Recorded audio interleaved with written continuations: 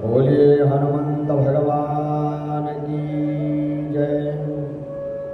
बोलिए शंकर भगवान की जय। माई मेरी सच्चियाँ जोता वाली माता तेरी सदाई जय। सुंदर सुंदर गुफा वाली दाती तेरी सदाई जय। बोल साचे दरबार की जय। वैशाख महात्म्य की जय। जय जय श्री राधे। जय जय श्री राधे। जय जय श्री राधे।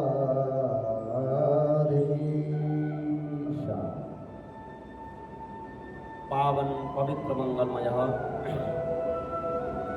आनंद करणी कलिमल विनाशिनी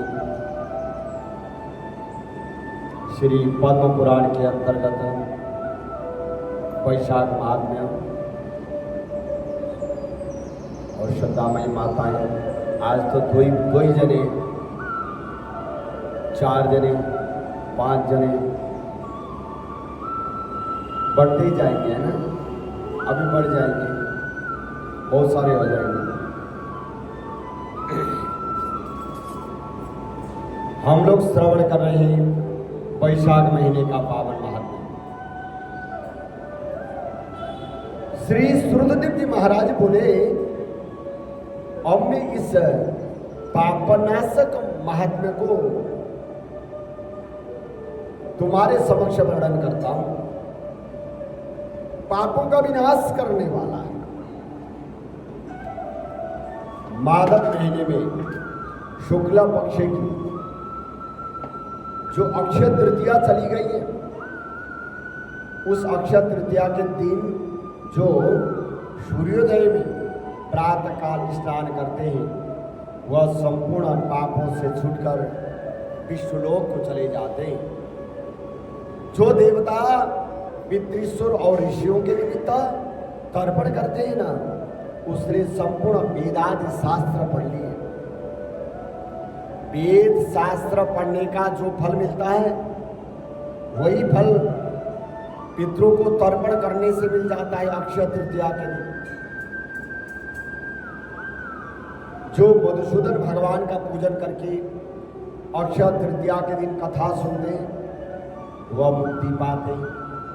जो मधुसूदन भगवान की प्रसन्नता के लिए दान करते और वह भी भगवान की आज्ञा से अक्षय फल देने वाले होते हैं। और यह तिथि जो है ऋषि और पितृश्वरों की है, ये जो अक्षय तृतीया तिथि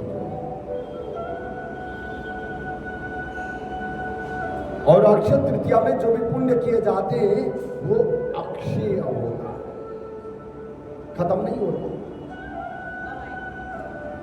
इस तिथि की प्रख्याति कैसे हुई?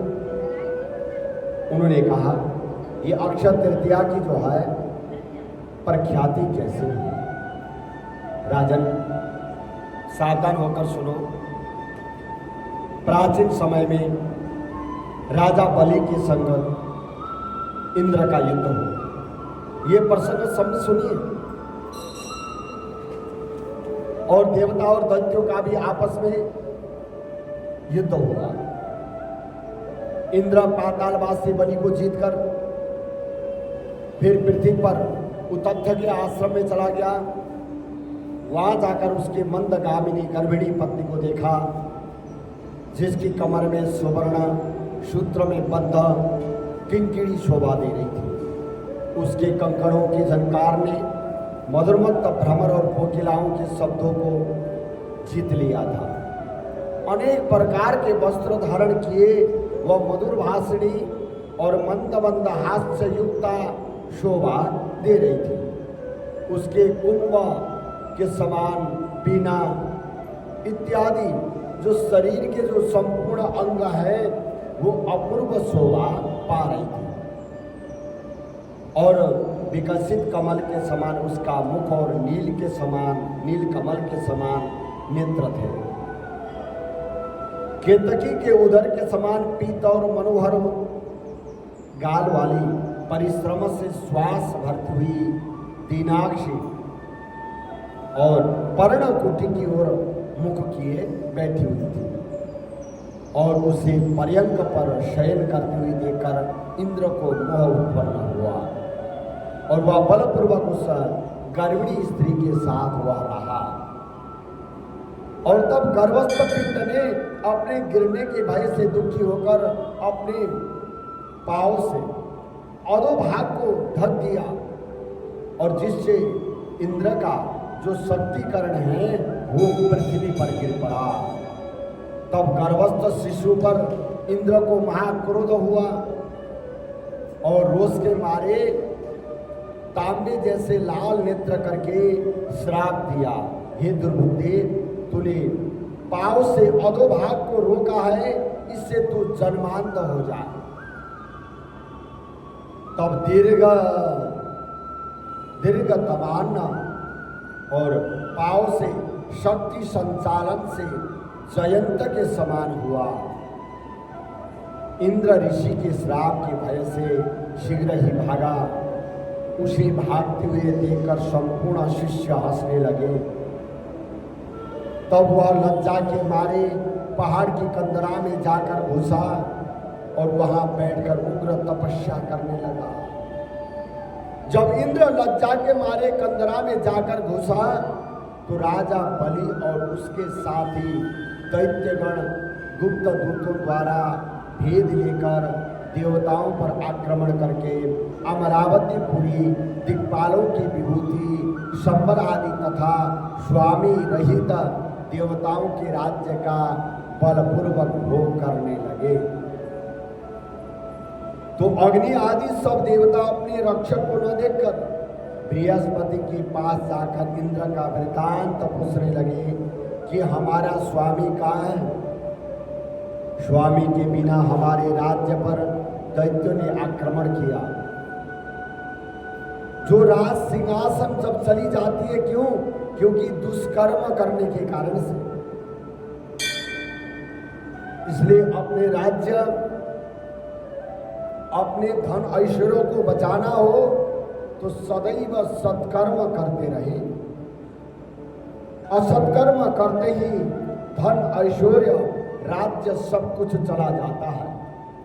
इंद्र ने यह विचार नहीं किया, जिनके कारण से उसने असत्कर्म किया, जिससे बलि राजा ने उसको जीत लिया। हे विभो, अब देवताओं ने कहा हमारा राजा कहाँ? और जिस देश में राजा नहीं है उस देश में नहीं रहना चाहिए। हाँ, जिस देश के संरक्षण करने वाले नहीं है, देश में सुशासन नहीं है, वहां नहीं रहना चाहिए। परंतु जिस देश में राजा ना हो, अच्छे शासक ना हो, वह भी खराब लगता है, प्रजा दुखी हो जाते हैं। तो इसलिए देवताओं ने कहा हमारे इंद्र महाराज कहाँ चले गए? हे महाराज, हमें बताओ, जहाँ इंद्र हो हम वहीं जाकर प्रार्थना करेंगे। इस प्रकार जब देवताओं ने पूछा तब बृहस्पति जी बोले, रसातल में बलि को जीतकर इंद्र उतथ्य के आश्रम में चला गया और वहाँ जाकर उतथ्य की स्त्री से बलपूर्वक संभोग किया। इस पर उसके शिष्यों ने बड़ी निंदा करी और इससे लज्जा के मारे वह स्वर्ग में नहीं आया और पर्वत की गुफा में जाकर घुसा, क्योंकि उसने असत्कर्म किया, जिससे उसका राज्य खत्म हो गया, राजगद्दी चली गई और उसके आश्रम में जाकर रहने लगा। इस पर शिष्यों ने बड़ी निंदा करी। इससे लज्जा के मारे वह स्वर्ग में आया ही नहीं और पर्वत की गुफा में जाकर रह गया, वहीं पर सच्ची सहित निवास करता है। और अपने किए हुए कर्म पर चिंता कर रहा है। बृहस्पति के ऐसे वाक्यों को सुन करके अग्नि आदि सब देवता इंद्र को ढूंढने और प्रार्थना करने के लिए मेरु पर्वत की कंदरा में पहुंच गए। कंदरा में बैठे हुए इंद्र को देखकर उसके बल शक्ति का प्रकाश करने वाले लोक विख्यात स्तोत्र से उसे प्रसन्न करने लगे। हे इंद्र, हे सब देवताओं के स्वामी, तुमको नमस्कार है। तुम्हारे बिना हमको दैत्यों ने बड़ा क्लेश कर दिया और जिससे हम स्थान भ्रष्ट होकर दुख के मारे जगह जगह घूम रहे हैं।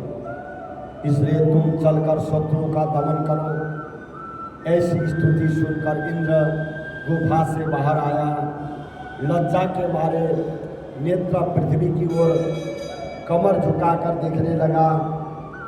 दुख के मारे कंठ भर आया, जिससे मुख से कुछ भी न बोल सका। यह दशा देखकर बृहस्पति महाराज बोले, हे इंद्र, तू शंका क्यों करता है? संपूर्ण जगत कर्मों के अधीन है।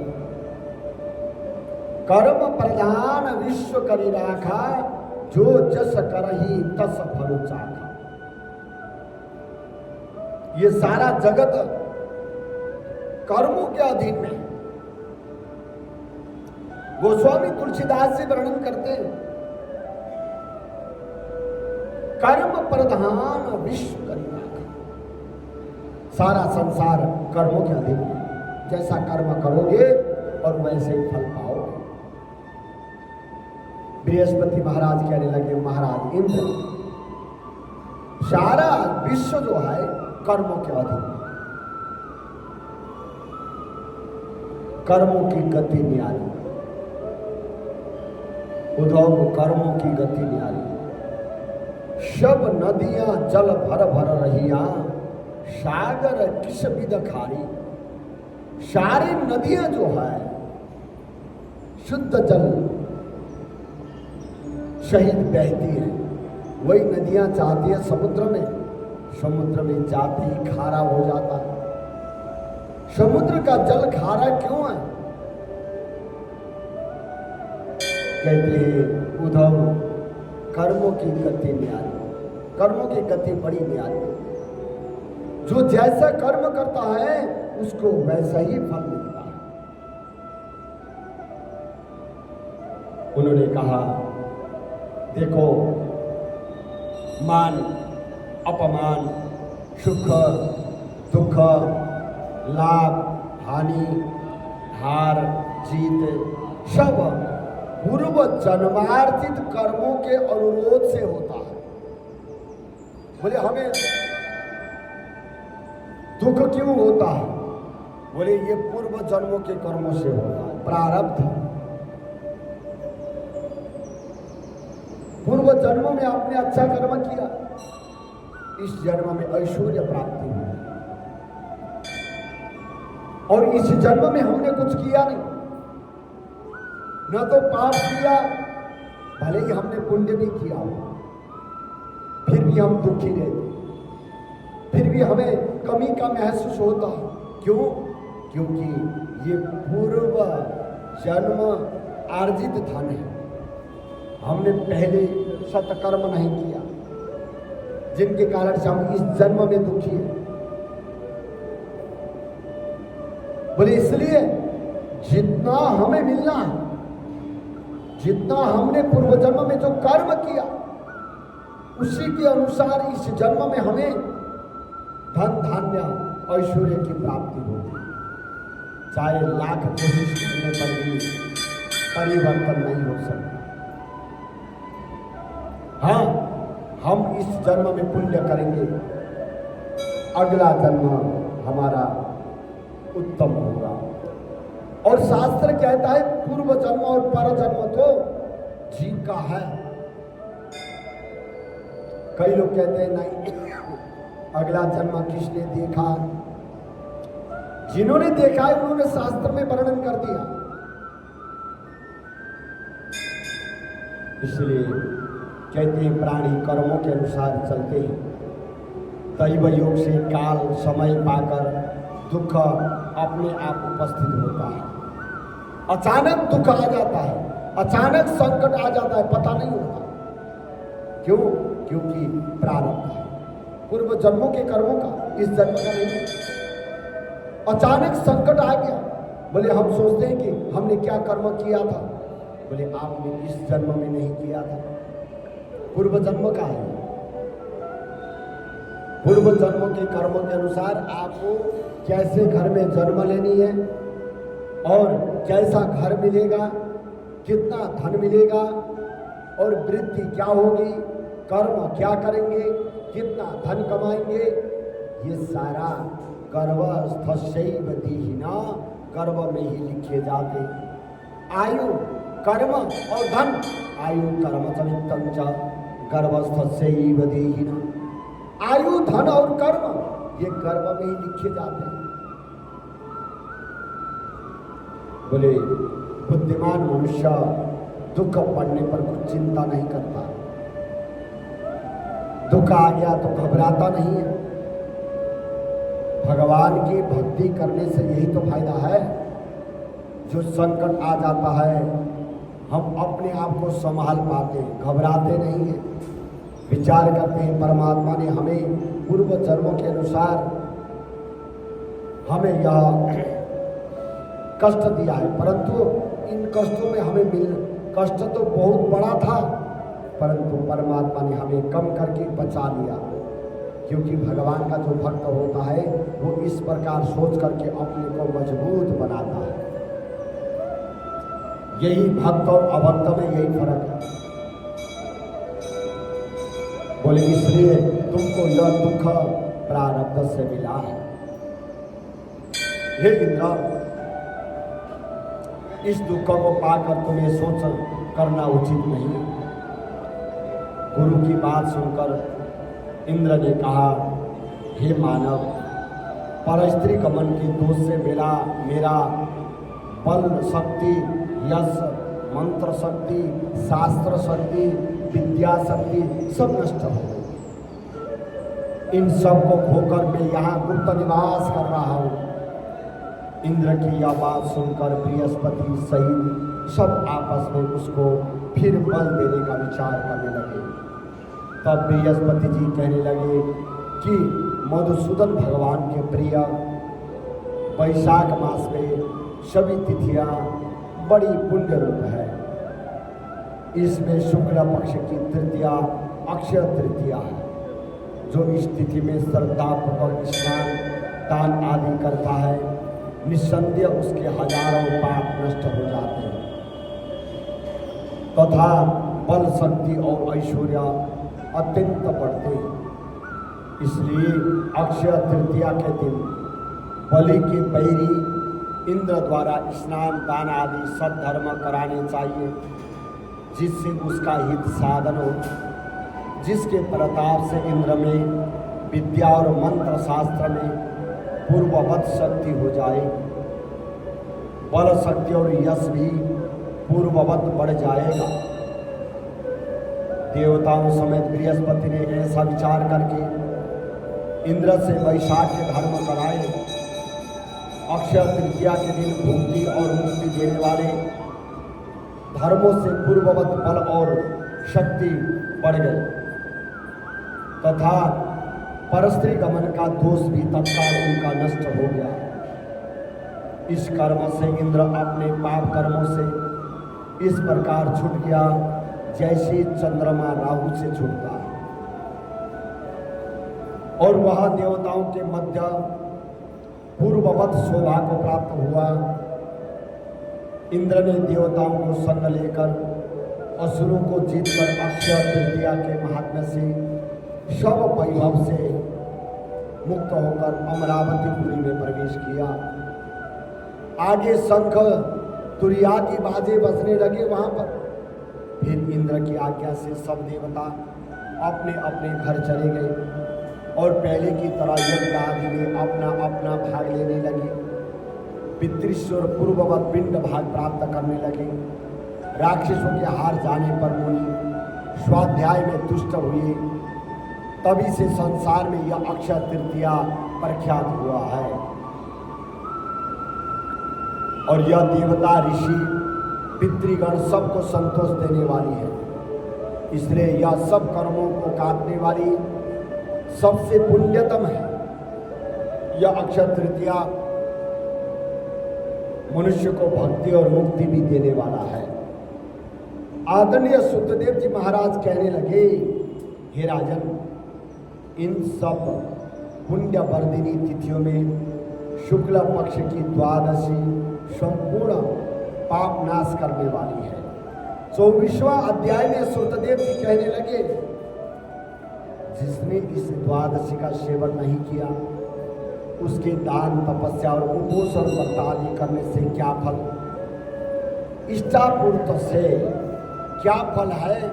जो फल गंगा पर ग्रहण के समय 1000 गौदान करने से मिलता है, वही वैशाख महीने में द्वादशी के दिन योग्य ब्राह्मण को अर्पण करने से होता है।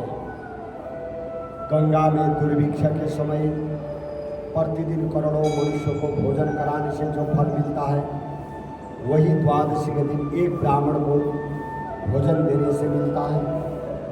जो शुक्ल पक्ष की द्वादशी के दिन एक चुटकी अन्न भी सुपात्र ब्राह्मण को देता है, उसे कोटि ब्राह्मण भोजन का फल मिलता है। द्वादशी के दिन जो मधु सहित तिल के पात्र का दान द्वादशी के दिन करता है, वह संपूर्ण बंधनों से छूटकर विष्णु लोक को चला जाता है। शुक्ल पक्ष की एकादशी के दिन जो रात्रि में जागरण करता है, वह जीते जी ही मुक्ति पाता है और उससे सब देवता प्रसन्न रहते हैं। करोड़ों सूर्य ग्रहण और चंद्र ग्रहणों में जो तीर्थों में स्नान आदि करने से फल मिलता है, वह एकादशी के दिन प्रातःकाल स्नान करने से मिलता है। जो मनुष्य द्वादशी के दिन तुलसी के कोमल पत्रों से विष्णु भगवान जी का पूजन करता है, वह अगले 7 कुलों तक का उद्धार करके विष्णु लोक को चला जाता है। जो कोई वैशाख में द्वादशी के दिन बच्चे सहित गौदान करे, वो अपने कोटि कुलों का उद्धार करके विष्णु लोक का अधिकारी बन जाता है।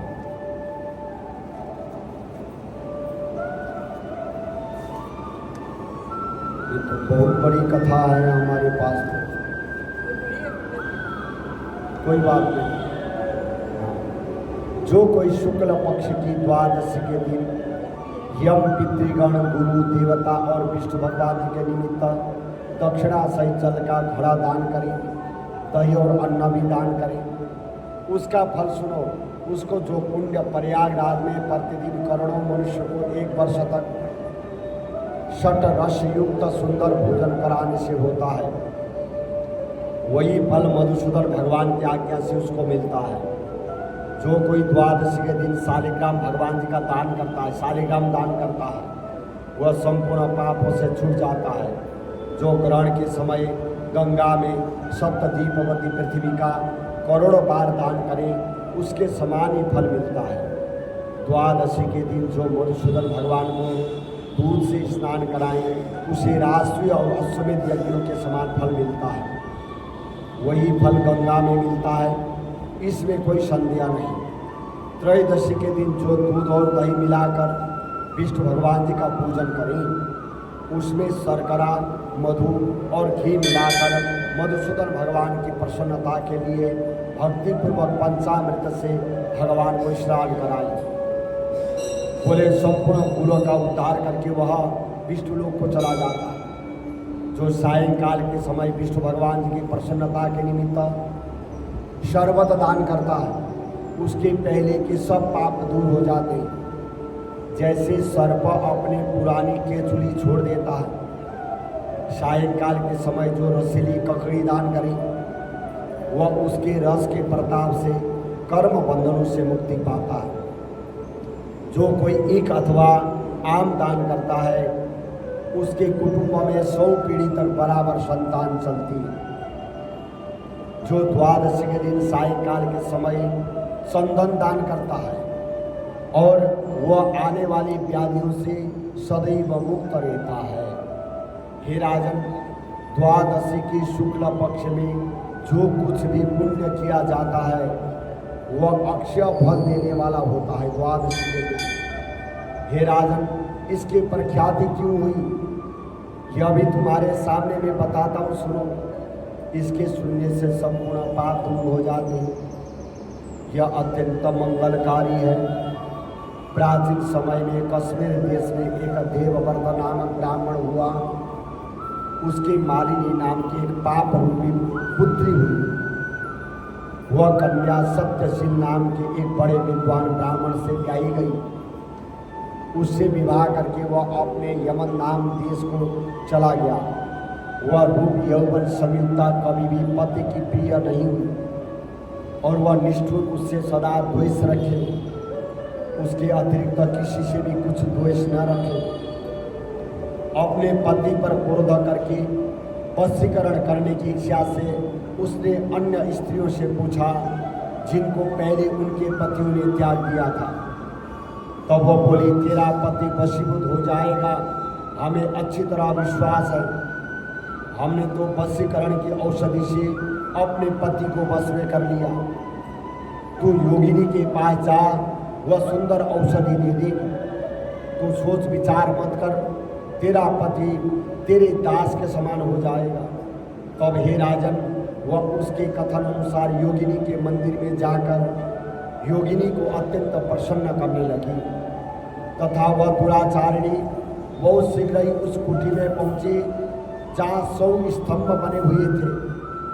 वह कुटी बहुत लंबी चौड़ी कांतिमान थी। उसके चारों ओर झालरदार कपड़ा लगा था जिसमें गोटा किनारी भी लगा हुआ था।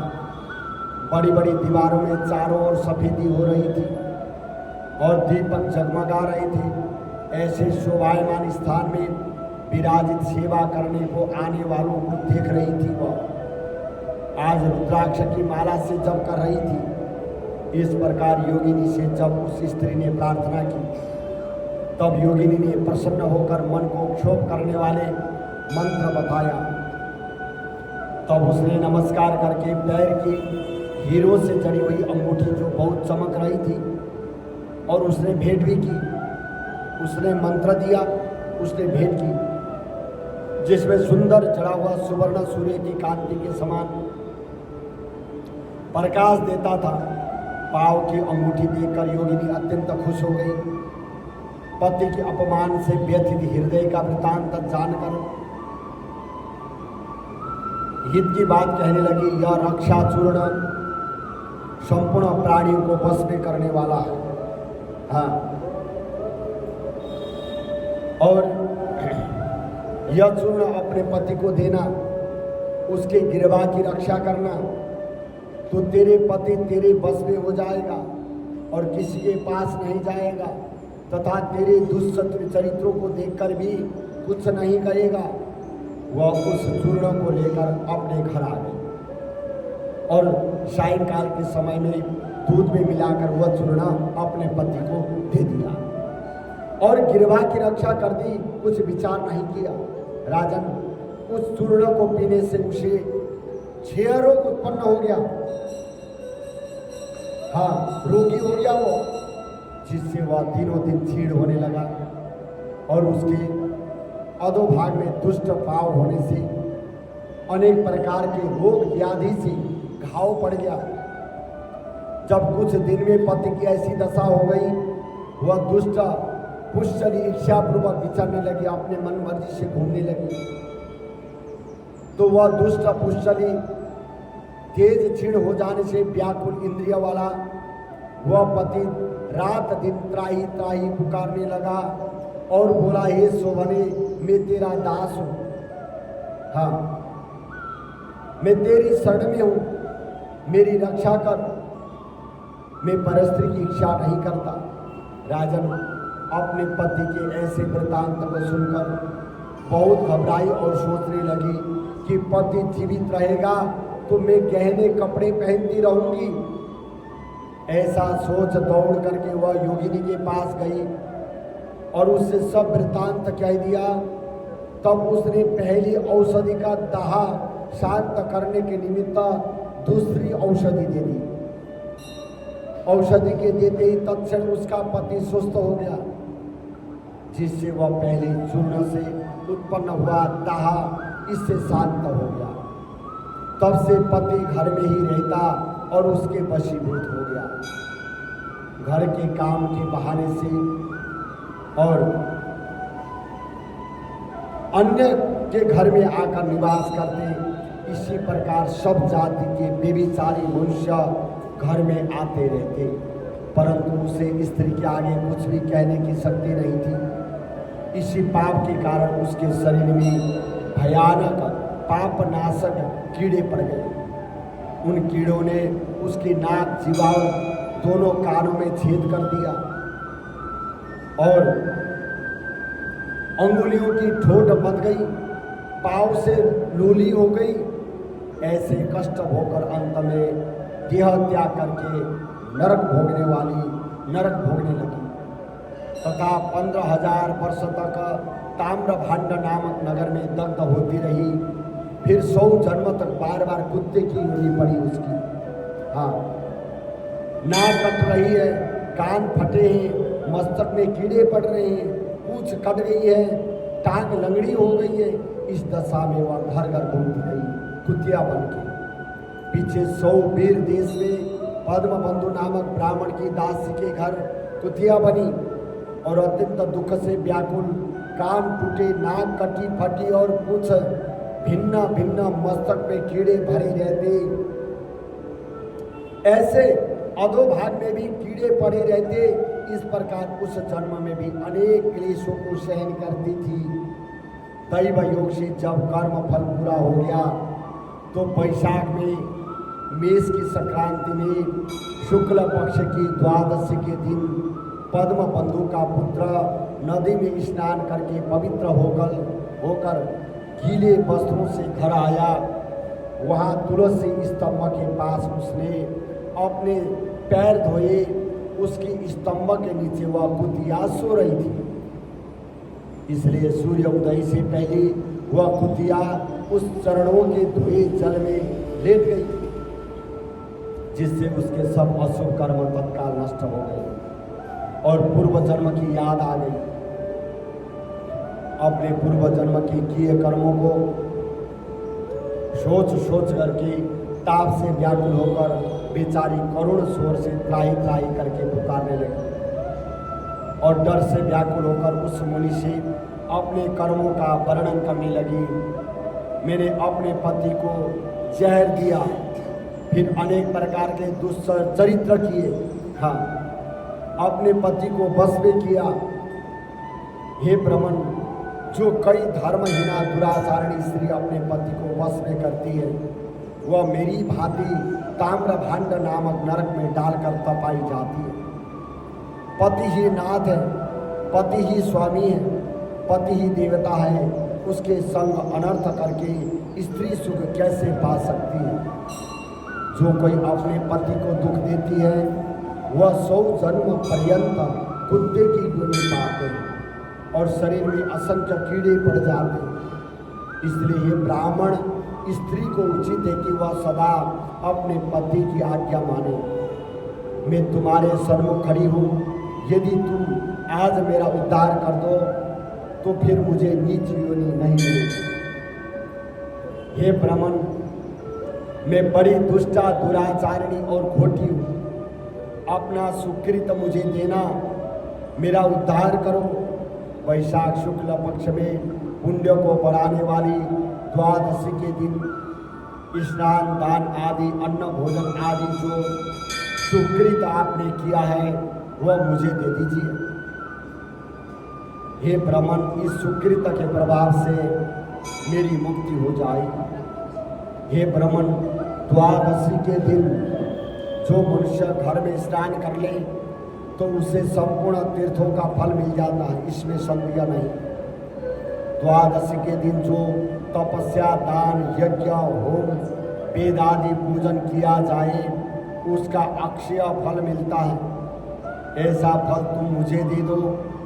जो लोग द्वादशी के दिन उपवास करते और त्रयोदशी के दिन पारण करते हैं उसी फल से अवश्य उन्हें मोक्ष मिलता है। हे महाभाग, हे दीन वत्सल, मैं दीन हूँ, मेरे ऊपर दया करो। जनार्दन भगवान दीननाथ है, जगत के पति है और तुम्हारे भी नाथ है। बोले ऐसे भगवान के जन भी वैसे ही होते हैं। बोले क्यों? क्योंकि जैसा राजा वैसे ही प्रजा होता है। हे यमलोक के मार्ग को नाश करने वाले, मैं अत्यंत दुखी हूँ, मेरी रक्षा करो। हे दीन वत्सल, मैं तुम्हारे द्वार पर रहने वाली दीन कुतिया हूँ। वो कुतिया कहती है यह तिथि 1000 ब्रह्महत्या, गौहत्या और करोड़ों अगम्य गमन से उत्पन्न हुए दोषों को नष्ट कर देती। हे महामुनि, इस तिथि में आपने जो महापुण्य किया है वह मुझे देकर मेरा उद्धार करो। मैं बड़ी दीन हूँ, व्याकुल हूँ, मेरी रक्षा करो।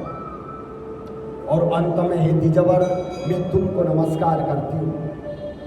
ऐसे वचन सुनकर वह मुनि पुत्र कुतिया से बोले, हे कुतिया, अपने किए हुए कर्मों के सुख दुख रूपी फलों को प्राणी भोगता है। हे दुराचार्य, और क्षुद्र क्या करेगी? जिसने रक्षा चूर्ण आदि द्वारा अपने पति को वशीभूत किया, साधु के प्रति जो पाप करता है वह उसी को दुख देता है, और जो पुण्य करता है वह उसी के दुखों को हरण करता है। पापी के लिए मनुष्य जो कुछ करता है वह पाप और पुण्य दोनों को नष्ट करता है। जैसे मिश्री मिला हुआ दूध सर्प को पिलाने से केवल जहर बढ़ता है, ऐसे ही पाप कर्म। जब मुनि पुत्र ने ऐसा कहा तब कुतिया अत्यंत दुख पाकर ऊंचा मुख करके चित्कार करने लगी और उसके पिता से कहने लगी, हे पद्म बंधो, तुम्हारे द्वार पर पड़ी हुई मैं कुतिया हूँ, इसलिए मेरी रक्षा करो। मैं तुम्हारी उच्छिष्ट रोटी नित्य खाती हूँ, मेरी रक्षा करो। क्योंकि गृहस्थी महात्माओं के घर पर जो पड़े उनका उद्धार करना आवश्यक कर्तव्य है, ऐसा वेद वेत्ताओं का मत है। चांडाल कुत्ता ये सदा गृहस्थों के दया पात्र है और भली भोजी है। अपने पाले हुए असमर्थ रोग से पीड़ित का जो उद्धार नहीं करते वह अवश्य ही नरक में पड़ते। इसमें संदेह नहीं, यह वेद वेत्ताओं का मत है। सब संसार का कर्ता एक ही परमात्मा, संसार के सारे जो भी करने वाले परमात्मा, वह सबको रचना करके स्वयं सब जीवों को दारादि रूप से पालन करता है। परमात्मा जो है ना सबका पालन करते हैं, इसलिए अपने पाले हुए की रक्षा करना भगवान की आज्ञा। जिनका आप पालन कर रहे हैं उनका रक्षा भी करना चाहिए। उस पुष्य रक्षा और भगवान की आज्ञा को उल्लंघन करके जो अज्ञानी बने हैं वह भगवत कोप से अपने सर्वस्व को नष्ट करके अंत में नरकगामी होते हैं। यह कर्म कर्तव्य है। और बोले तुम दयालु हो, इसलिए मुझ दुर्बुद्धि का उद्धार करो। घर के भीतर दुख से आर्त कुतिया के ऐसे वाक्य सुनकर के पद्म बंधु शीघ्र ही घर से बाहर आए और कुतिया से पूछने लगे, क्या बात है? तब पुत्र ने सब कथा वर्णन की तो अपने पुत्र के वचन सुनकर विस्मित होकर के कहने लगे, मेरा पुत्र होकर तूने यह क्या कहा? हे पुत्र, साधुओं को ऐसा वाक्य कहना अनुचित है। अपनी ही आत्मा का सुख देने वाले पापी औरों से तिरस्कृत किए जाते हैं। अपनी ही आत्मा का जो सुख देने वाले पापी और औरों से तिरस्कार किए जाते हैं। हे पुत्र देखो, संपूर्ण प्राणी परोपकार के ही लिए चंद्रमा, परोपकार के लिए, सूर्य परोपकार के लिए, पवन हवा परोपकार के लिए, पृथ्वी अग्नि जल ये परोपकार के लिए, चंदन वृक्ष महात्मा लोग सभी परोपकार में स्थित है। और पेड़ अपना फल स्वयं नहीं खाता, नदियां जल अपने आप नहीं पीती, वो सब परोपकार के लिए, दूसरों के लिए। हे पुत्र, दधीचि ने देवताओं के उपकार के लिए दैत्यों को महाबली जान अपनी हड्डी निकाल के दे दी। राजा शिवी ने कबूतर के बदले अपना मांस काट करके दिया। ये कथा तो आती है शिवी की। हाँ, जब भूखे सेन ने कबूतर के ऊपर छलांग लगा ली, जिमुतवाहन नाम का एक राजा पृथ्वी मंडप पर हुआ था, उसने भी महात्मा गरुड़ के लिए अपना जीवन दिया। इसलिए विद्वान ब्राह्मण को तो सदा ही दया करनी चाहिए। मेघ शुद्ध स्थान पर बरसता है। जो मेघ जहाँ वर्षा होती है ना, जो शुद्ध स्थान है वही वर्षा होती है। इसलिए कहते हैं ना, पाप नहीं करना चाहिए, बरसात नहीं होती। जहाँ पापी लोग होते हैं वह बरसात कम होती है। बोले गोविंद भगवान की जय। बोले मेघ शुद्ध स्थान पर बरसता है, तो क्या अशुद्ध स्थान पर नहीं? बोले नहीं, मेघ तो हर जगह बरसात आई है बराबर रूप से, क्योंकि वो परोपकार के लिए, वो समभाव रखता है।